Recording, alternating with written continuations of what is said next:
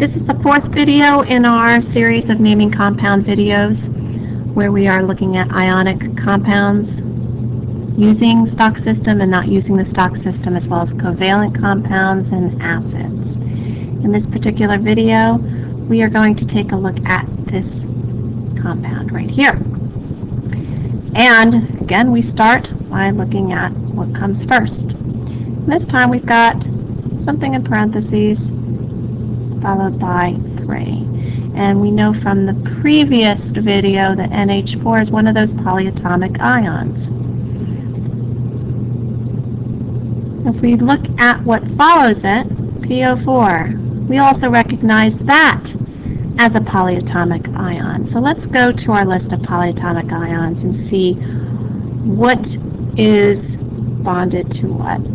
NH4, which we discovered in the last video, is a cation, polyatomic cation called ammonium, and PO4 has a -3 charge. It is a polyatomic anion called phosphate. So what do we do if we have a polyatomic bonded to a polyatomic? All right, let's take a look at how they bond. We've got a +1 cation, -3 anion.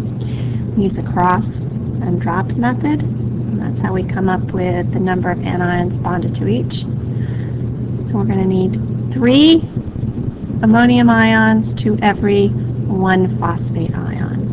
So when they bond together, they will bond in this format. Again, when we have ionic compounds, which this is, we do not really worry or concern ourselves with the number of ions when we are naming the compound. And in the situation of 2 polyatomics, you are simply going to use both the names of the polyatomic cation and the anion to come up with your name. So this particular ionic compound would be called ammonium phosphate.